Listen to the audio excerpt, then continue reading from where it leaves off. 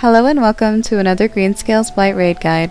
My name's Cypress and I'll show you what you need to know about Prince Hylas, the last boss preceding Greenscale himself.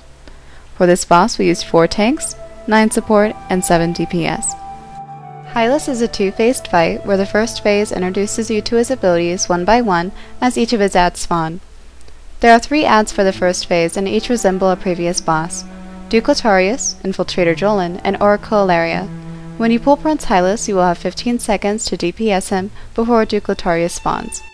A tank should anticipate the location of Duke Lotarius' spawn by watching the floor for a green pool. This graphic did not always show up for us, so have your tank be on his toes. When Duke spawns, begin kiting in order to counter the AoE cloud he drops. These clouds will do minor damage to anyone who stands in them. Hylas will now use the Wrath ability, which will be announced with Prince Hylas unleashes his Wrath. When the cast finishes, it will one-shot anyone near Hylas, exactly like the mechanic Cyclorax uses in Charmer's Caldera. Around 30 seconds after Duke Lotarius, Infiltrator Jolan will spawn.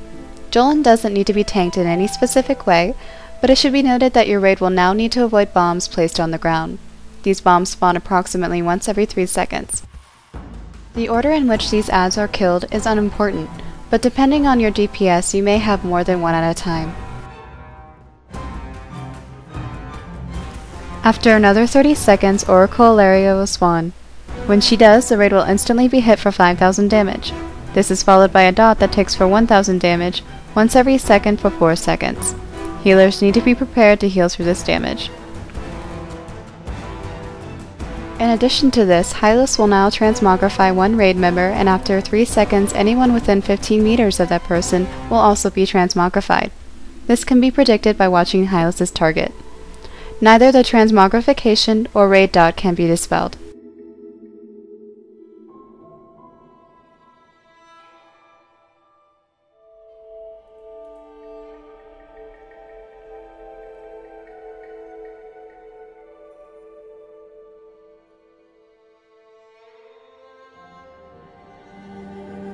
Once all the adds are dead, you are left with Hylas and the abilities he has retained from each add.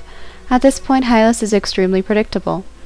Directly after each Wrath, Hylas will hit the raid with Transmogrify and raid damage. Each raid damage and Transmogrify are cast as a pair.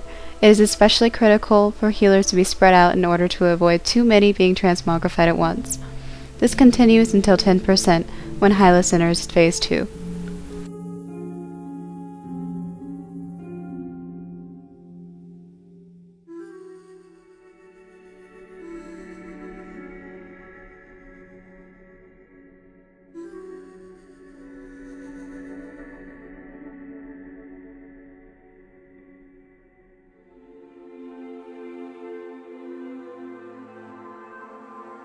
At the start of his last phase, the entire raid will be turned into critters and spawn back at the entrance. You will want to place your tanks at the front of the pack and head to the right. Start running, staying close to the shrubbery on your left, and avoid wolves.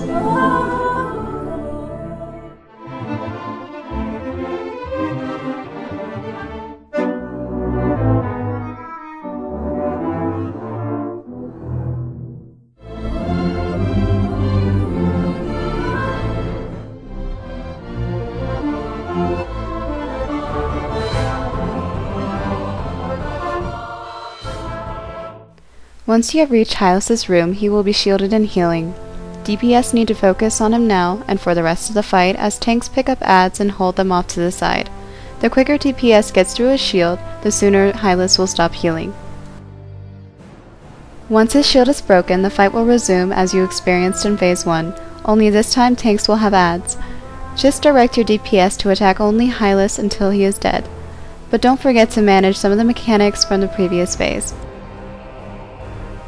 This concludes our guide of Prince Hylas. We hope it helps you and wish you the best of luck. Please stay tuned while we work on bringing you more instructional videos.